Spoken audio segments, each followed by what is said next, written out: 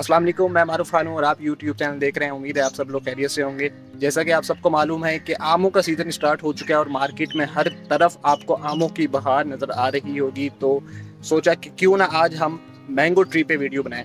तो सबसे पहले तो आप मैंगो को दो ग्रुप्स में डिवाइड कर लें। एक होता है देसी मैंगो, एक होता है ग्राफ्टेड मैंगो।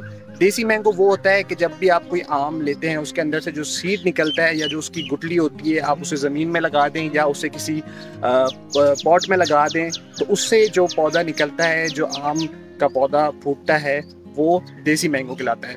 ग्राफ्टेड वैरायटी कौन सी होती है? जितनी भी सिंदड़ी, चौंसा, लंगड़ा या लाल बादशाह, जितनी भी आम की वैरायटीज़ हैं, ये सारी ग्राफ्टेड कहलाती हैं। इन दोनों वैरायटीज़ में क्या डिफरेंस है ये मैं अब आपको बता देता हूँ।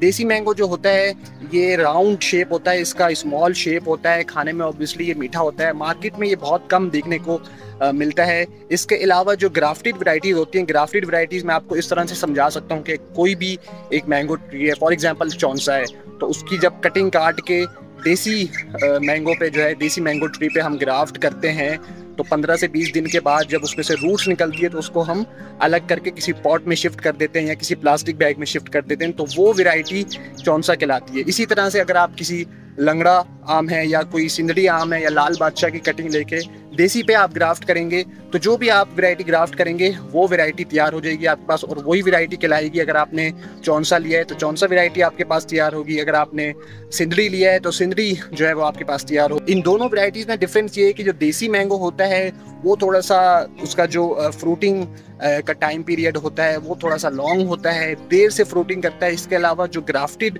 वैरायटी होती है, ग्राफ्टेड जो है वो 3 to 4 फीट हाइट में जो है वो फ्रूटिंग स्टार्ट कर देती है। इट मीन्स कि ये ड्वार्फ में ही, छोटे कद में ही फ्रूटिंग स्टार्ट कर देता है। अगर बात की जाए ग्रोथ की तो दोनों की ग्रोथ ऑलमोस्ट सेम होती है। देसी जो है वो भी उतनी ही उसकी जो ग्रोइंग रेट है उतना ही है जितना कि जो है वो ग्राफ्टेड वैरायटी का होता है। ग्राफ्टेड वैरायटी जो होती है डिपेंड करता है कि उसकी जो ट्रंक साइज है, कितनी उसमें थिकनेस है। जितनी ज़्यादा उसकी थिकनेस होगी उतनी जल्दी वो फ्रूटिंग स्टार्ट करेगा। तो चाहे उसकी हाइट 3 फीट हो, चाहे 5 फीट हो, चाहे 2 फीट हो, तो डिपेंड करता है अगेन उसके ट्रंक साइज पे। जितना उसका ट्रंक हेल्दी एंड बुशी होगा उतनी जल्दी जो है फ्रूटिंग स्टार्ट कर देगा। देसी का जैसे मैंने आपको बताया है कि ये इस पे डिपेंड नहीं करता कि उसका ट्रंक साइज क्या है, उसका एक टाइम पीरियड होता है, वो 8 to 10 फीट हाइट पे जाके जो है वो फ्रूटिंग स्टार्ट कर देता है। आइए चलते हैं, अब मैं आपको दिखाता हूँ ग्राफ्टेड वैरायटी जो हमारे पास इस वक्त ज़मीन में लगी हुई है। तो अब वो ऑलमोस्ट ट्री बन गया है और उस पर मैं आपको दिखाता हूँ कि जो है वो कितने ज़्यादा फ्रूट्स निकले हुए हैं, कितनी उस पर फ्रूटिंग हो रही है। तो आइए चलते हैं।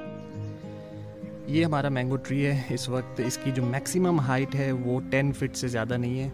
तो दूर से दिखाने का मकसद ये है कि आप इसकी हाइट भी देख सकते हैं। अब मैं आपको करीब से दिखाता हूँ इसके फ्रूट्स। माशाल्लाह से इसमें फ्रूट्स काफ़ी सारे आए हुए हैं, ये देख सकते हैं आप। ये हमारे पास जो है ग्राफ्टेड वैरायटी है और ग्राफ्टेड में अगर बात की जाए कि कौन सी किस्म है तो ये चौंसा वैरायटी हमारे पास है। फ्रूट्स माशाल्लाह से इसमें काफ़ी सारे लगे हुए हैं। डिफरेंस मैं आपको ऑलरेडी बता चुका हूँ कि देसी मैंगो में और ग्राफ्टेड मैंगो में क्या डिफरेंस होता है।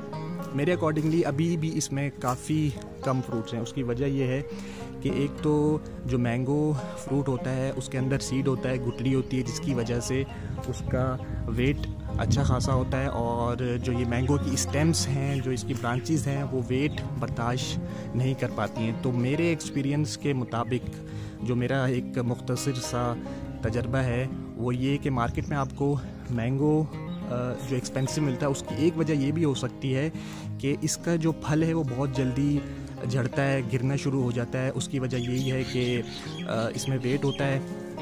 अभी मेरे अकॉर्डिंगली इसमें फ्रूट्स कम हैं और क्योंकि जब इसमें शुरू में काफ़ी सारे इसमें फ्रूट्स लगे हुए थे, जब इसमें बर्ड्स आई और छोटे छोटे फ्रूट्स बनना स्टार्ट हुए तो ये अभी आपको बहुत लिमिटेड नज़र आ रहे हैं। उस वक्त बहुत ज़्यादा थे और तकरीबन 8 to 10 kg तक मैंने जो इसका फ्रूट गिरा है वो कैरियाँ जमा की थी। तो आप अंदाज़ा लगा सकते हैं कि कितना जो है वो इसका फ्रूट ऑलरेडी गिर चुका है। तो ये हमारे पास एक ज़मीन में लगा हुआ है, ऊपर भी इसके कुछ आपको नज़र आ रहे होंगे फ्रूट्स। इसके हमारे पास प्लांट्स भी अवेलेबल हैं। ग्राफ्टेड में हमारे पास जो है चौंसा की वैरायटी अवेलेबल है और सिंदड़ी की वैरायटी अवेलेबल है।